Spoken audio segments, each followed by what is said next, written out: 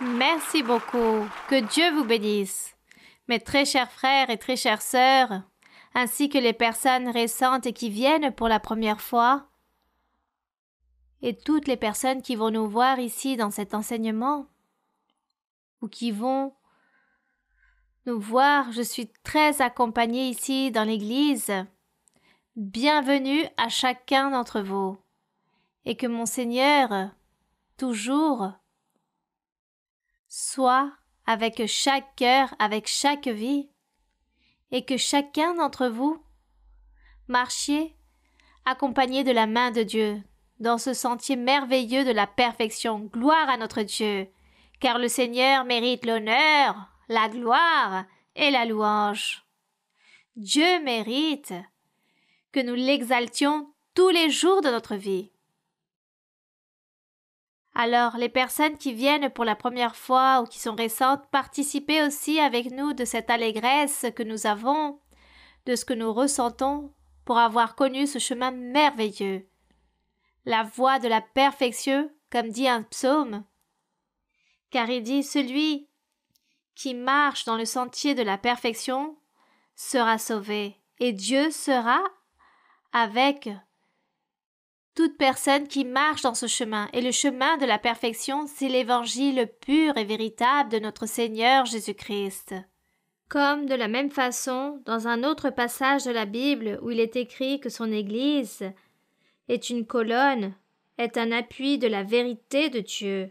Que l'honneur soit pour notre Dieu, que la gloire soit pour le Seigneur. Nous sommes aujourd'hui très heureux comme toujours, très contents, car nous allons continuer ici dans notre histoire, d'histoire de l'Église première, primitive. Et comme je le dis toujours, il n'y a pas de sentiment de cupidité, car le Seigneur a toujours été avec nous. Il est toujours là. Même si cela fait déjà plus de 2000 ans, le Seigneur est là avec nous, car pour lui, le temps n'existe pas. Il est là. L'Esprit du Seigneur agit dans le cœur de chaque être, de chaque personne. Alors je sais que ceux qui sont avec moi sont très heureux, car Dieu est dans vos cœurs.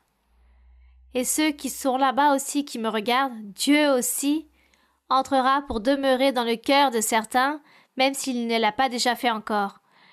Et où Dieu habite, alors allégrons-nous en le Seigneur, à louer notre Dieu. Ainsi est notre vie, c'est la vie que nous menons. Il y a tant de choses dans le monde qui existent, il y a des afflictions, des maladies, des luttes, des amertumes, des lamentations, des pénuries. Bon, il existe tant de choses chaque jour, tout ce que nous voyons, tout ce qui se produit, tout ce que l'ennemi établit. Mais nous ne perdons pas cette sûreté, cette confiance en Dieu, cette assurance en Dieu, car il est notre refuge, il est notre appui, il est notre grand abri, il est ce rocher ferme à travers lequel nous nous cachons et nous nous réfugions de toutes choses mauvaises qui peuvent arriver dans le monde. Que l'honneur et la gloire soient pour notre Dieu. Béni soit le nom du Seigneur. Vous pouvez vous asseoir, vous pouvez vous mettre à l'aise là où vous vous trouvez, même chez vous. Et ainsi, avec un cœur ferme, nous allons continuer dans la narration, dans la lecture de cette histoire merveilleuse qui nous laisse un grand enseignement et qui sert aussi pour que nous puissions apprendre de tout ce que nous vivons dans cette Église, dans cette assemblée, dirigée par le Dieu de la gloire. Alors, avec cette jouissance qui existe dans notre cœur, nous allons continuer dans la lecture, et donc ici dans le chapitre 18 d'Actes des Apôtres, où les vécus, ou les expériences que les apôtres ont vécues dans le temps ancien, lorsque commença l'Église du Seigneur, ou l'enseignement de l'Évangile plutôt. Et de cette façon, nous allons donc ici nous affermir. Nous nous remplissons de grandes motivations chaque verset, chaque expérience des disciples, des apôtres, nous remplit de tant de motivation et de tant d'allégresse et d'enthousiasme que nous sommes toujours avec cette envie de vouloir vivre ces expériences, nous voulons toujours avoir ces dons merveilleux que ces disciples avaient. Ainsi est notre plus grand souhait. Dans le peuple ancien, le peuple était gouverné par les prophètes que Dieu avait établis à ce moment-là pour parler au peuple au sujet des jours à venir. Il parlait aux gouverneurs, aux chefs, aux rois, vers un futur merveilleux que Dieu préparait dans son plan de salut. Et les prophètes se limitaient à donner la prophétie pour les jours suivants en parlant du Messie, du Seigneur Jésus-Christ, et aussi en parlant de la joie et de l'allégresse qu'ils allaient vivre, les serviteurs de Dieu, toute personne qui allait se soumettre au plan divin. Aujourd'hui, dans l'évangile du Seigneur Jésus-Christ, je suis en train de parler d'un aujourd'hui d'il y a plus de 2000 ans. Ce présent, c'est aujourd'hui où l'évangile se prêche et nous aussi nous jouissons dans l'Église de ces dons merveilleux, comme le Seigneur l'a promis et que l'apôtre le spécifie dans Éphésiens 4:11 lorsqu'il parle que le Seigneur Jésus-Christ a établi dans l'Église des apôtres, des prophètes, des pasteurs, des évangélistes, des docteurs, qui les a établis dans l'Église pour perfectionner les croyants. Il ne s'agissait plus pour qu'ils prophétisent pour les jours suivants, mais c'était pour prophétiser, pour perfectionner le croyant, pour que le croyant puisse devenir un homme ou une femme parfaite devant Dieu. Ainsi est le travail de tous ces personnages ou prophètes que Dieu a établis dans l'Église. C'est pourquoi nous avons vu toutes ces expériences, nous les avons vécues, nous sommes en train de les expérimenter. De quelle façon le Saint-Esprit parle à travers des songes, à travers des visions, et à travers du don de la prophétie, à travers les révélations, le discernement, à travers de tous ces dons merveilleux du Saint-Esprit. Dieu s'est toujours manifesté parmi nous. Et il nous enseigne que nous devons vivre une vie droite, une vie sainte, juste, selon sa volonté.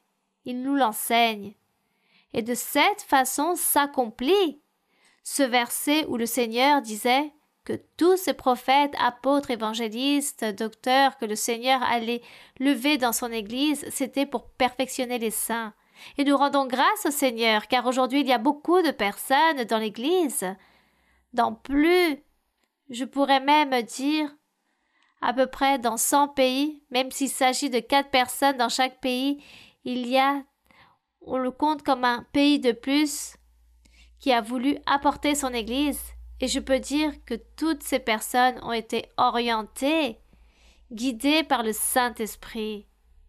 Et ces personnes ont pu profiter de cette prophétie, des promesses du Seigneur. Les personnes en jouissent, et c'est pour cela que ces personnes sont convaincues et ont pris la décision de continuer de l'avant dans ce merveilleux chemin.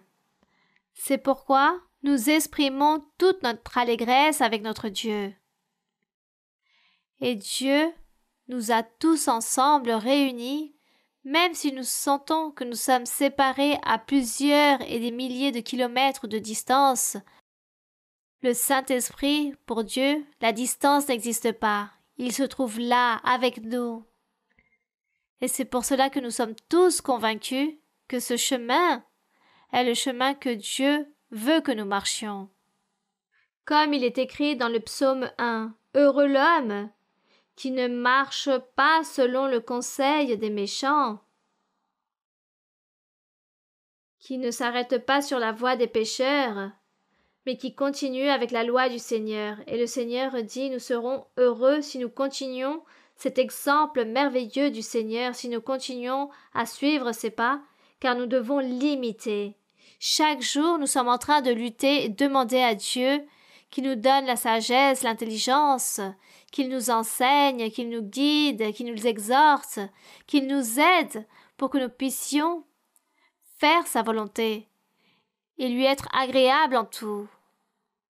Donc ainsi doivent être nos prières, nos demandes au Seigneur, nos suppliques. Seigneur, enseigne-nous ton chemin, réprimande-nous, afin que tout soit fait de la meilleure façon. Nous rendons grâce à ce Dieu qui a créé le ciel et la terre. Nous le remercions, car il a parlé à Moïse, à Abraham, à Isaac, à Jacob. Nous rendons grâce à ce véritable Dieu tout-puissant, que l'honneur soit pour lui. Donc, nous allons lire pour jouir de sa parole et dire au Seigneur que nous sommes ici aujourd'hui pour lui dire « Nous voici ». Envoie-nous, comme ces disciples qui ont cru, les apôtres ont cru en lui, ont souffert beaucoup de tribulations, mais l'amour de Dieu n'est jamais parti de leur cœur. Dieu a toujours été avec eux. Donc, chapitre 18 d'Actes, verset 1. Après cela, Paul partit d'Athènes. Ici, il nomme une série de villes en Grèce, Corinthe aussi, une autre ville petite qui se trouvait là-bas proche de la mer Méditerranée, et se rendit à Corinthe. Il y trouva un juif nommé Achillas, originaire du pont, récemment arrivé d'Italie avec sa femme Priscille. Parce que Claude, en parlant de César, le gouverneur, parce que Claude avait ordonné à tous les Juifs de sortir de Rome. Il se lia avec eux, et comme ils avaient le même métier, il demeura chez eux, et il travailla. Leur travail, c'était de réaliser des tentes. La même chose pour Paul et cet homme. Ici, cet homme nommé Achillas et sa femme Priscille. Donc là, sont nommés le gouverneur qui régnait à ce moment-là, dans l'Empire romain, tous les Césaréens. C'est pourquoi il est écrit. Verset 4. Paul discourait dans la synagogue chaque sabbat, ou tous les jours de repos, et il persuadait les Juifs et les Grecs. C'étaient les deux courants religieux qui existaient, les Juifs et les Grecs, se trouvaient là-bas ensemble.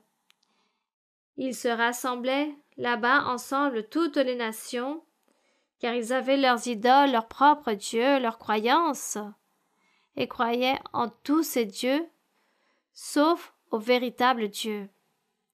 C'est pourquoi nous parlons ainsi qu'il s'agissait de deux courants religieux qui existaient à ce moment-là. L'idolâtrie et le fait de suivre ce véritable Dieu en esprit et en vérité. Dans le verset 5, il est écrit « Mais quand Silas et Timothée furent arrivés de Macédoine, Paul s'adonnait complètement à l'enseignement de la parole, attestant aux Juifs que Jésus était le Christ ou le roi. » Le mot Christ ici signifie roi. Mais les Juifs, faisant alors de l'opposition et se livrant à des injures, Paul secoua ses vêtements et leur dit « Que votre sang retombe sur votre tête, j'en suis pur. Dès maintenant j'irai vers les païens. » Bon, il y avait une grande désillusion à plusieurs reprises de voir toutes ces personnes avec un cœur si dur, non croyantes et si rebelles. Aujourd'hui, cela se produit de même lorsque nous trouvons face à des personnes rebelles avec un cœur dur, non croyantes, qui rejettent la parole du Seigneur. Cela nous afflige, mais nous devons continuer de l'avant. Verset 7. Et sortant de là, il entra chez un nommé Justus, homme craignant Dieu, et dont la maison était contiguë à la synagogue. Cependant, Crispus, le chef de la synagogue, crut au Seigneur avec toute sa famille, et plusieurs Corinthiens qui avaient entendu Paul crurent aussi et furent baptisés. Bien, nous rendons grâce à Dieu, car du moins ici il y avait des personnes qui croyaient en le Seigneur. Verset 9. Le Seigneur dit à Paul en vision pendant la nuit. Soulignons donc qu'il a parlé à travers une vision. Comme ce que je viens de dire, que Dieu nous parle aussi de cette façon, de manière différente, à travers des songes, des visions, la prophétie. Et ici, il lui a parlé en vision à Paul pendant la nuit, il lui a dit « Ne crains point, mais parle et ne te tais point. Gloire au Seigneur. » Dieu était en train de l'appuyer, donnant cet ordre et en même temps en train de le soutenir, qu'il ne craigne pas et qu'il devait continuer à parler de l'Évangile. Verset 10. Dieu dit à Paul, « Je suis avec toi, et personne ne mettra la main sur toi pour te faire du mal. Parle, car j'ai un peuple nombreux dans cette ville. Gloire au Seigneur, gloire à notre Dieu. » Je me souviens lorsque nous avons commencé, lorsque nous étions à peine 4 personnes en train de prier, et le Seigneur m'avait déjà donné le don de la prophétie. Et le Seigneur a parlé un soir. Il parlait et il disait que là-bas, dans le village où j'ai grandi, je ne parle pas de la ville où je suis née, mais de la ville où j'ai grandi. C'est une ville que j'adore, Sashika, en Colombie. Là-bas se trouvaient mes parents, ils vivaient là-bas dans ce village. Et le Saint-Esprit disait, « Vous devez aller à Sashika, car là-bas, une église va s'ouvrir. Là-bas à Sashika. » Et sans comprendre ce que le Seigneur nous disait, à travers de cette enfance spirituelle, de cette maturité spirituelle dans laquelle nous étions en train de vivre, de suite nous sommes partis de voyage. Et je m'en souviens qu'à 4 heures du matin, nous sommes partis à Sashika, dans cette ville, car une église allait s'ouvrir. Et nous sommes partis là-bas. Lorsque je suis arrivée, j'ai dit « Que vais-je faire maintenant ?» Et je connaissais certaines personnes. Les premières personnes à qui j'ai parlé de Dieu, c'était à mes frères et sœurs, à mes parents. J'ai prié pour eux, je leur ai donné la prophétie et ensuite je suis partie voir certaines personnes, certains amis de ce village et j'ai apporté la prophétie et j'ai dit que Dieu parlait à ma manière d'évangéliser car je ne connaissais pas beaucoup. Je disais que Dieu parlait, j'ai prié pour eux et j'ai donné la prophétie. Et tout est resté ainsi. Je suis revenue de nouveau à Bogota, en Colombie, et j'ai dit bon, et l'église, où est-elle? Dieu a dit qu'il allait ouvrir une église. Comment va-t-il lever une église, établir une église? Et 20 ans sont passés. 20 ans sont passés. Et j'avais déjà oublié cette prophétie, cette promesse. Et donc, je ne sais pas, là-bas, à Bogota, en Colombie, avec l'accroissement de l'église, des personnes ont commencé à connaître et ont commencé à semer cette semence, à parler, et les personnes à qui j'avais donné la prophétie, il y a encore cela de 20 ans, c'étaient les premiers croyants qui se trouvaient à Sashika. C'est-à-dire qu'une grande partie de ma famille qui se trouvait là-bas à Sashika, se sont convertis, ont reçu les dons spirituels, et Dieu leur a donné des dons si parfaits à toute cette famille. De cousins, cousines, je parle. C'est donc là, lorsque l'église s'est ouverte pour la première fois, et lorsque je suis partie leur rendre visite, j'ai pleuré d'allégresse. J'ai pleuré car c'était accompli la parole du Seigneur. Une prophétie que j'avais reçue il y a 20 ans en arrière à ce moment-là. Et c'est ce qu'il y a de plus beau. Que Dieu parle. Parfois, nous n'arrivons pas à comprendre, mais Dieu accomplit ce qu'il dit. Et comme sur le moment nous n'arrivons pas à comprendre, alors nous nous précipitons comme cette fois-ci. Nous avons suspendu la prière et je suis partie voir à Sashika si l'église s'ouvrait. Et l'église ne s'est pas ouverte à ce moment-là. Et j'ai pleuré à ce moment-là d'émotion et je suis très heureuse car l'église là-bas est merveilleuse. Il y a encore des personnes qui appartiennent à ce village, car dans ce village, toutes les personnes sont catholiques, ont leurs propres coutumes, leurs propres croyances de leur religion, et c'est très difficile que l'Église s'ouvre. À ce moment-là, anciennement, il y a encore toutes ces personnes qui, anciennement, me méprisaient, aujourd'hui, elles sont heureuses dans l'Église du Seigneur. Donc c'est merveilleux. Dieu est le même hier et aujourd'hui. Et ici, en train de lire, le Seigneur dit à Paul, « Ne crains pas, je suis avec toi. » Personne ne va causer du mal, personne ne va poser la main sur toi pour te faire du mal. Mon peuple est nombreux ici dans cette ville.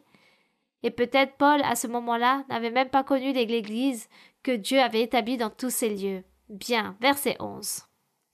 Il y demeura 1 an, Paul était là-bas 1 an et 6 mois. Je ne peux pas me donner ce luxe d'être 1 an et 6 mois dans une ville. Je reste souvent que 3 jours. Car aujourd'hui, il existe beaucoup de lieux à visiter. Anciennement, ils étaient en train de commencer, et comme ils commençaient, alors les lieux étaient peu nombreux. Il y demeura donc 1 an et 6 mois, enseignant parmi les Corinthiens la parole de Dieu. Du temps que Galion était proconsul de l'Achaïe, des Juifs se soulevèrent unanimement contre Paul et le menèrent devant le tribunal, en disant « Cet homme excite les gens à servir Dieu d'une manière contraire à la loi de Moïse. » Paul allait ouvrir la bouche lorsque Galion dit aux Juifs « S'il s'agissait de quelque injustice ou de quelque méchante action, je vous écouterai comme de raison aux Juifs. Mais s'il s'agit de discussions sur une parole, sur des noms et sur votre loi, cela vous regarde. Je ne veux pas être juge de ces choses. » Donc le proconsul a dit qu'il n'allait pas débattre sur des questions de religion, au sujet des religions, car c'était quelque chose de très sérieux. Certains défendaient la loi de Moïse et d'autres en train de parler de l'évangile du Seigneur Jésus-Christ. Puis il est écrit dans le verset 17 et 16, il les renvoya du tribunal. Il n'a pas voulu faire justice et cela ne lui convenait pas. C'était quelque chose de très délicat car c'était se mettre à l'encontre de Dieu. Verset 17. Alors, tous, se saisissant de Sosthène, le chef de la synagogue, le battirent devant le tribunal, sans que Galion s'en mît en peine. Donc, là, nous voyons les premières tribulations qu'il a souffert par le fait de défendre la parole de Dieu. Continuons dans le verset 18. Paul resta encore assez longtemps à Corinthe, donc beaucoup de jours dans cette ville. Ensuite, il prit congé des frères et s'embarqua pour la Syrie, avec Priscille et Aquilas. Après s'être fait raser la tête, on raconte que l'histoire, Paul a rasé sa tête à Sancré car il avait fait un vœu. Et je voudrais que nous puissions voir un peu plus sur le sujet de ces votes, de ces vœux, car il y a des personnes qui se posent la question sur les vœux et se demandent sur toutes ces choses qu'on leur explique. Nous allons donc lire un peu comment Dieu a ordonné à Moïse par rapport aux vœux, lorsqu'une personne fait un vœu. Car ici, Paul, les apôtres, les disciples, étant en train de prêcher l'Évangile, nous voyons de quelle façon ils continuaient à réaliser et à pratiquer beaucoup des choses des Juifs, du judaïsme ou de la loi de Moïse. Nous allons parler aussi à ce respect. Nous allons donc aller à Nombre 6, 18. Donc régressons dans la Bible, revenons en arrière dans les livres de Moïse, dans le livre de Nombre, le livre de Moïse, Nombre, chapitre 6, du verset 1 au verset 21. Je vais lire afin que tout soit clair par rapport à ce sujet des vœux. En outre, nous sommes en train d'apprendre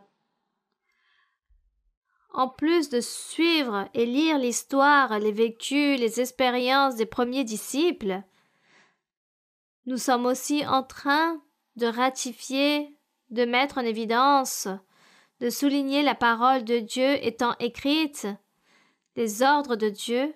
Cependant, ils ont dû vivre aussi ces expériences jusqu'au jour où le Saint-Esprit leur enseigna. Cela se fait, cela non, cela se fait de cette façon. Nous rendons grâce au Seigneur car c'est le Saint-Esprit qui a enseigné la doctrine. Il a enseigné la doctrine aux apôtres, aux disciples. Et encore aujourd'hui, il nous enseigne la doctrine. Gloire au Seigneur. Donc ici, le sujet des vœux pour ceux qui m'ont posé la question. Dans Nombre, chapitre 6, verset 1, je vais lire très rapidement. Je vais lire jusqu'au verset 21. Je vais donc lire très rapidement. L'Éternel parla à Moïse et dit: Prenons en compte que nous avons régressé des millions d'années en arrière dans les livres de Moïse, le prophète du Seigneur, et nous allons parler au sujet des lois lorsque Dieu dictait les lois pour que le peuple d'Israël puisse se soumettre à ces lois. L'Éternel parla à Moïse et dit: Parle aux enfants d'Israël et dis-leur: Lorsqu'un homme ou une femme se séparera des autres en faisant vœu de naziréat pour se consacrer à l'Éternel, anciennement Dieu avait établi ce vœu aux hommes et aux femmes qui voulaient se séparer pour être au service de Dieu. Alors, il y avait certaines règles. Dans le verset 3, il parle de ces règles de l'homme ou de la femme qui veut se séparer pour réaliser un vœu naziréen pour se consacrer au service de Dieu. Il s'abstiendra de vin et de boissons enivrantes. Donc nous savons qu'il s'agit d'un vin provenant des vignes, car ainsi est le vin, cela vient des vignes, qui est fermenté.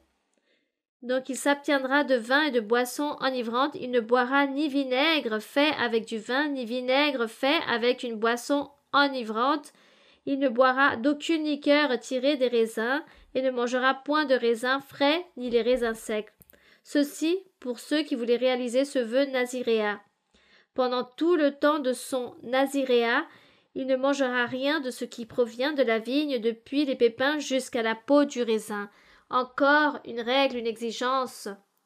Pendant tout le temps de son naziréat, le rasoir ne passera point sur sa tête, c'est-à-dire que les personnes ne pouvaient pas se couper les cheveux jusqu'à l'accomplissement des jours pour lesquels il s'est consacré à l'Éternel. Il sera saint et laissera croître librement ses cheveux.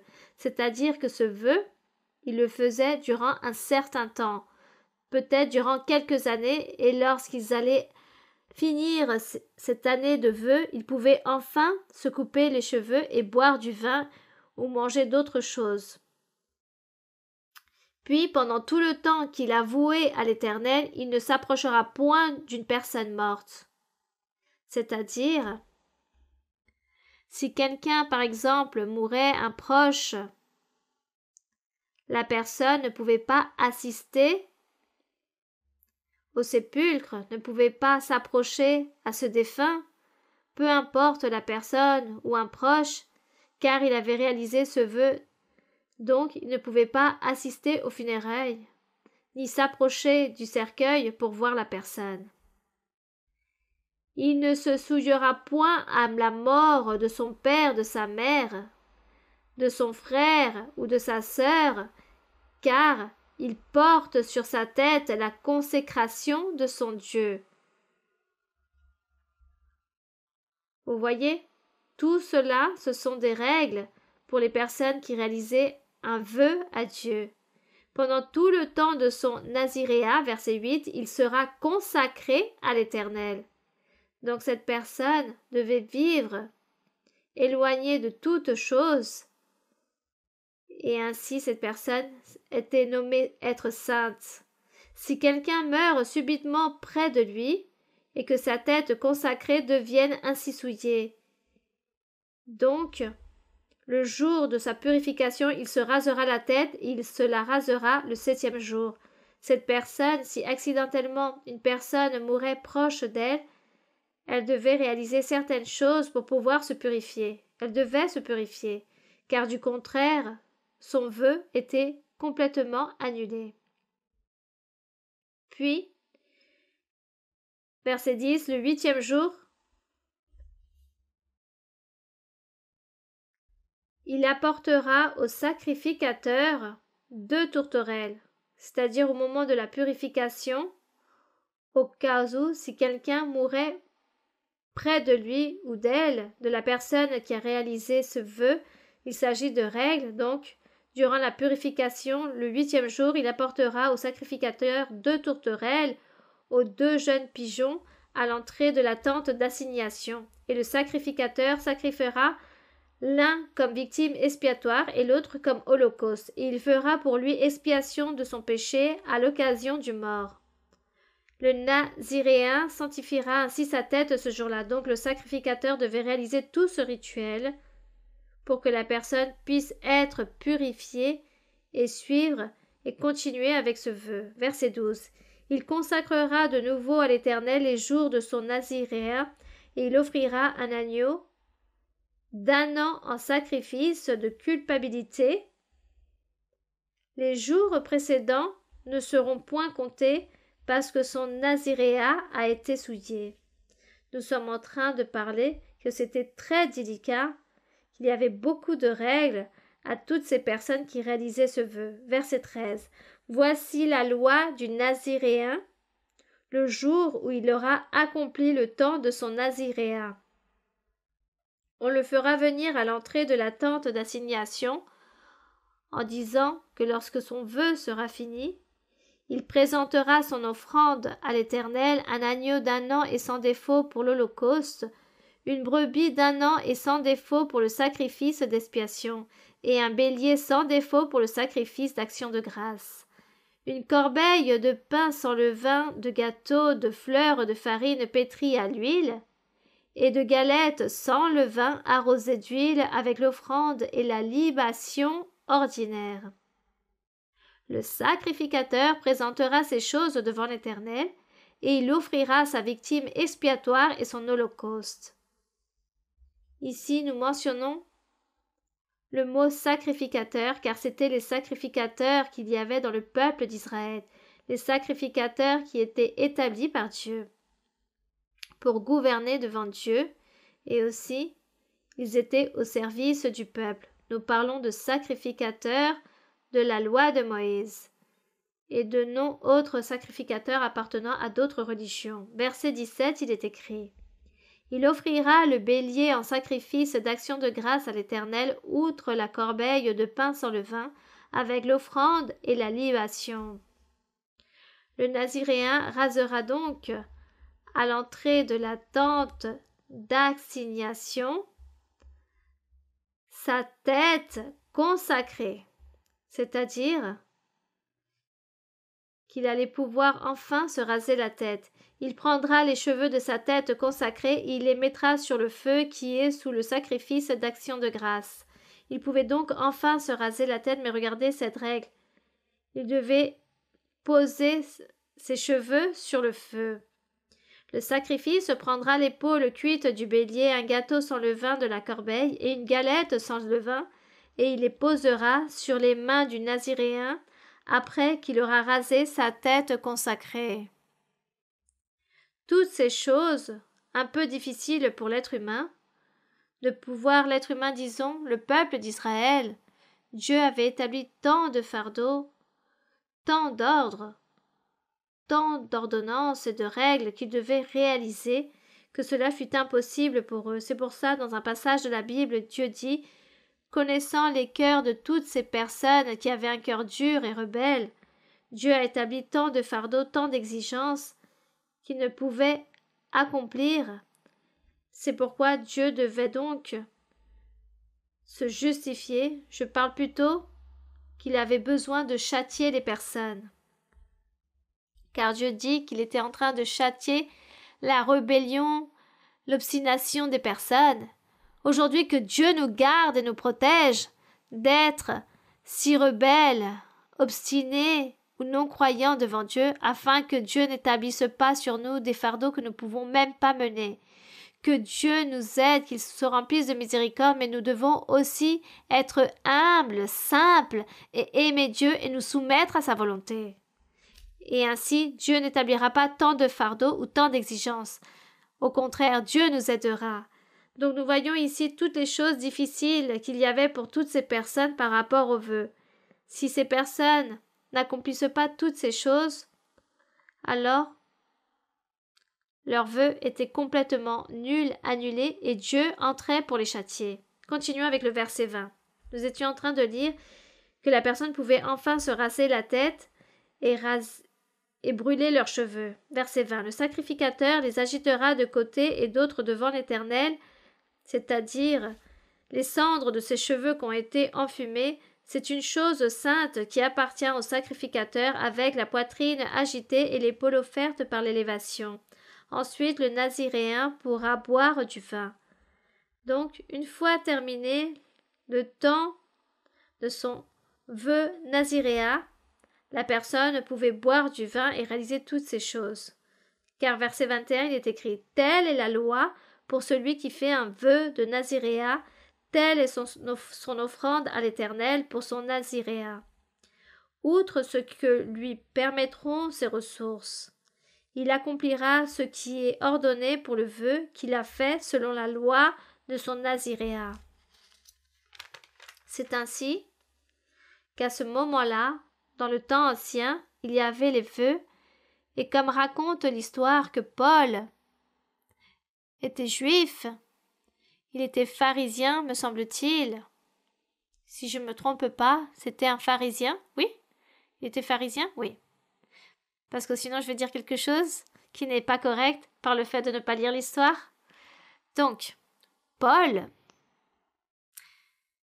était très jaloux de la loi de Moïse. Il zélait la parole de Dieu. Paul s'efforçait pour accomplir la loi de Dieu, pour plaire à Dieu en absolument tout. C'est pourquoi il a commencé à persécuter les premiers disciples. Lorsque l'Église s'est établie avec Paul, on dit que Paul aidait aussi à persécuter les disciples, pour les livrer en prison, pour les lapider, car il prêchait une religion différente. Car il s'était éloigné de la loi de Moïse et prêchait une doctrine qu'ils n'avaient jamais entendue de leur vie. C'est pourquoi, comme Paul était si jaloux de la parole de Dieu, de la loi de Moïse, que c'est pourquoi le Seigneur lui a donné cette expérience merveilleuse à Paul, lorsqu'il dit qu'il était sur son cheval et qu'il allait persécuter certains frères de l'Église, de certains croyants des disciples du Seigneur.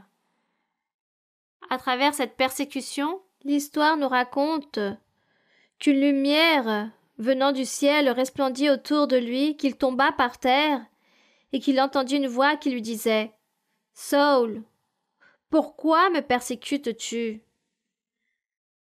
Donc on dit que Paul, à ce moment-là, très inquiet, apeuré, tremblant et saisi de froid, demanda « Qui es-tu? Qui me parle? Qui es-tu » Et il répondit « Je suis Jésus, celui que tu persécutes. » Regardez de quelle façon Dieu a convaincu Paul. Avec cette persécution, car Paul était devenu ennemi des disciples du Seigneur et persécutait l'Église. Car tout ce qu'on faisait aux disciples, ils s'en réjouissaient. Et la manière de comment le Seigneur a convaincu Paul, il lui a enseigné à travers cette expérience. En disant, lorsque Paul dit « Qui es-tu, Seigneur ?» Il dit « Je suis Jésus, celui que tu persécutes. J'ai besoin de toi. J'ai besoin que tu ailles dans les villes car j'ai besoin de toi, car avec toi je vais faire beaucoup de choses. Et tu devras t'y soumettre te soumettre à ma volonté, car j'ai préparé pour toi un plan très grand, très important. Quelle manière! Et l'histoire raconte que Paul, à ce moment-là, est devenu aveugle, car cette lumière sûrement lui a gêné les yeux, la vue, disons-le ainsi. Dieu a voulu qu'il reste aveugle durant ce temps et parte dans les villes. Et Dieu s'est manifesté. Dieu s'est manifesté sous cette forme. Comme lorsqu'il a envoyé Ananias le prophète et lui a dit « Pars dans tel lieu, impose les mains à un homme nommé Saul. Impose-lui les mains pour qu'il récupère sa vue. » Et Dieu aussi envoya une vision à Paul et lui a révélé, il lui a dit « Un homme nommé Ananias viendra, il t'imposera les mains et tu vas retrouver ta vue, car j'ai besoin de toi. » Et cela s'est produit ainsi. Donc Paul, durant ces jours-là, avait réalisé un vœu, car il essayait d'accomplir toute la loi de Moïse. Et il voulait toujours gagner le cœur de Dieu.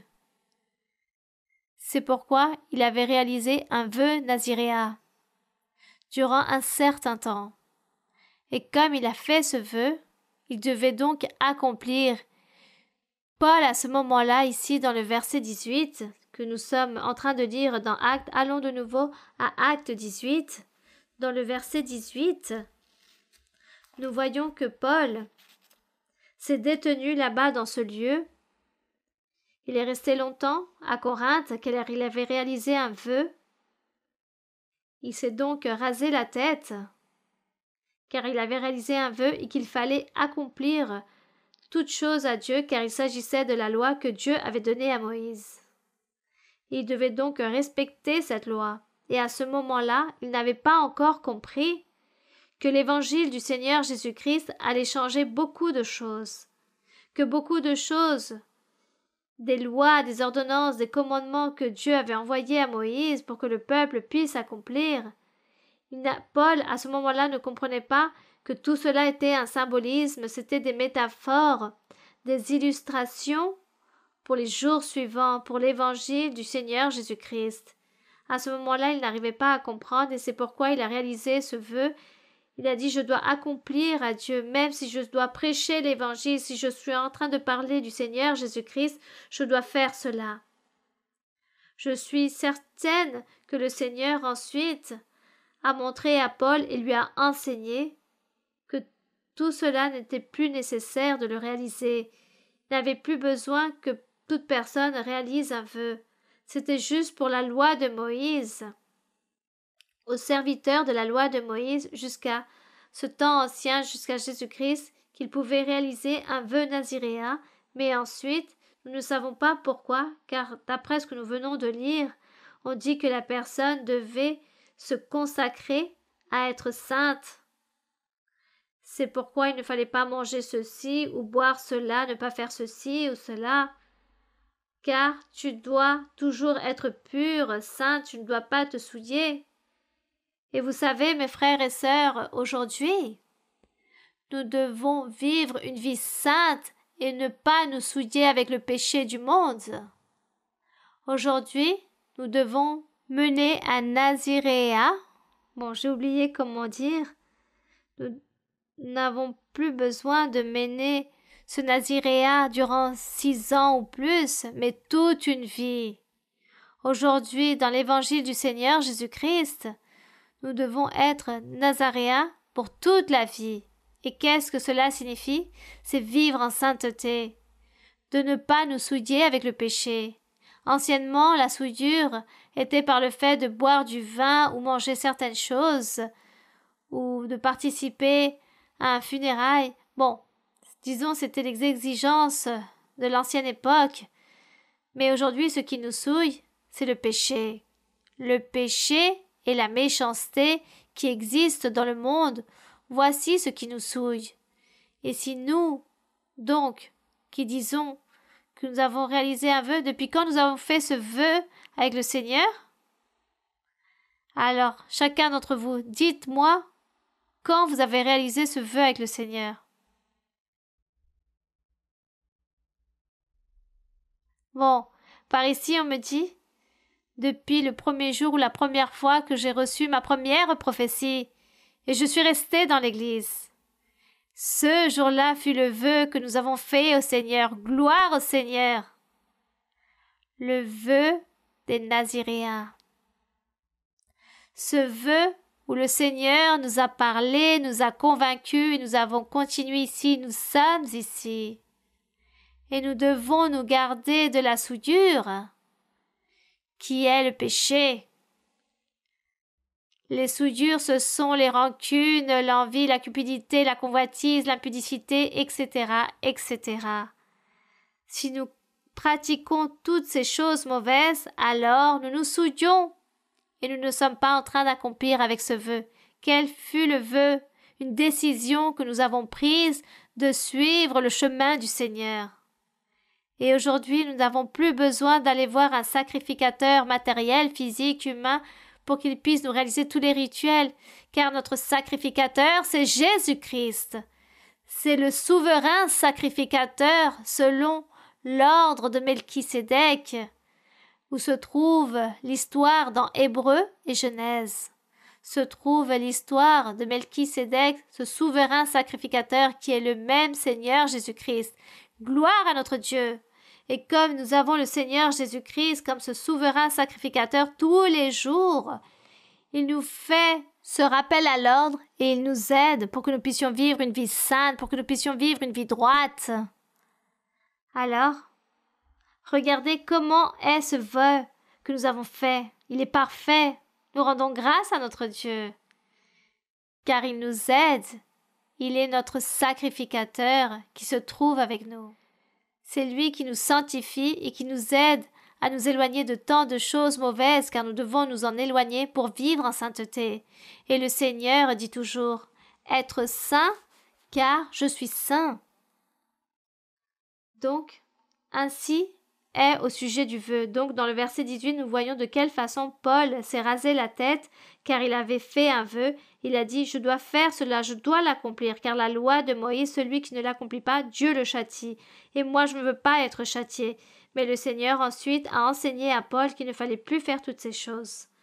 Comme il nous enseigne à nous aussi qu'il ne faut pas faire toutes ces choses physiques et matérielles, mais tout provient du cœur, nous éloigner du péché et nous adonner au Seigneur et vivre en sainteté. Gloire à notre Dieu. Maintenant, nous allons donc continuer ici avec le verset 19. Ils arrivèrent à Éphèse, et Paul y laissa ses compagnons. Étant entré dans la synagogue, il s'entretint avec les Juifs qui le prièrent de se prolonger son séjour. Mais il n'y s'y consentit point, et il prit congé d'eux en disant, « Il faut absolument que je célèbre la fête prochaine à Jérusalem. Je reviendrai vers vous, si Dieu le veut. » Puis il partit d'Éphèse. Verset 22. Étant débarqué à Césarée, il monta à Jérusalem et après avoir salué l'Église, il descendit à Antioche. Lorsqu'il eut passé quelque temps à Antioche, Paul se mit en route et parcourut successivement la Galatie et la Phrygie, fortifiant tous les disciples. Un Juif nommé Apollos, originaire d'Alexandrie, homme éloquent et versé dans les Écritures, vint à Éphèse. L'Écriture dit qu'il était instruit dans la voie du Seigneur et fervent d'esprit. Donc, il y avait donc un croyant qui s'était converti à l'Évangile, mais ne se trouvait pas dans le groupe des apôtres, car il dit que celui-ci était instruit dans la voie du Seigneur et fervent d'esprit, c'est-à-dire une personne qui aime Dieu, qui cherche Dieu. Il annonçait et enseignait avec exactitude ce qui concerne Jésus, bien qu'il ne connût que le baptême de Jean. Il se mit à parler librement dans la synagogue. Aquilas et Priscille, l'ayant entendu, c'est-à-dire ce couple qui accompagnait Paul, le prirent avec eux et lui exposèrent plus exactement la voie de Dieu. Donc j'imagine qu'à ce moment-là, ils l'ont appelé, ils lui ont dit « Oui, ce que tu es en train de prêcher est correct, c'est la vérité, mais il te manque quelque chose. Il te manque que tu prêches le baptême au nom de Jésus-Christ, le baptême d'eau qui se réalise au nom de Jésus et aussi les dons spirituels. Sûrement tout cela, Priscille et Aquilas ont dû dire à cet homme fervent qu'il lui manquait la doctrine pour que sa prédication puisse être complète. C'est merveilleux de voir comment Dieu les orientait, les guidait et les enseignait. Dieu était avec eux, comme le Seigneur aujourd'hui est avec nous aussi. Gloire à notre Dieu. Verset 27, il est écrit: comme il voulait passer en Achaïe, les frères l'y encouragèrent et écrivirent aux disciples de le bien recevoir. Quand il fut arrivé, il se rendit par la grâce de Dieu très utile à ceux qui avaient cru, car il réfutait vivement les Juifs en public, démontrant par les Écritures que Jésus est le Christ, le Roi. Béni soit le nom du Seigneur. C'était Jésus le Roi, car Ésaïe avait prophétisé, Ésaïe le prophète dans l'Ancien Temps avait prophétisé que dans les jours suivants allait venir un roi parfait et que ce roi parfait allait rendre heureux les personnes, qu'il allait établir une nation, un peuple heureux, rempli de paix, d'allégresse, d'optimisme. C'est pourquoi ils ont interprété que ça allait être littéraire, physique, allait venir ce roi. Mais non, il s'agit d'un roi spirituel, car Dieu est esprit. Et il règne avec nous, parmi nous. Jésus-Christ est notre roi. Il nous gouverne, il règne, il gouverne le monde. Dieu se trouve dans tous les cœurs des personnes et aussi le Seigneur en train de regarder ceux qu'il a élus et donnant l'opportunité à ces personnes à connaître le chemin de Dieu. Comme vous aussi, personnes qui viennent pour la première fois et personnes récentes. Vous vous trouvez dans le plan du Seigneur, vous êtes là. Dieu a planifié que vous puissiez connaître cette vérité, que vous puissiez connaître ce véritable chemin. Continuez de l'avant, louez le Seigneur, aimez le Seigneur avec tout votre cœur, car Dieu mérite absolument tout, il est notre Créateur et notre Maître. Nous allons donc prier notre Père céleste. Nous allons prier notre Dieu.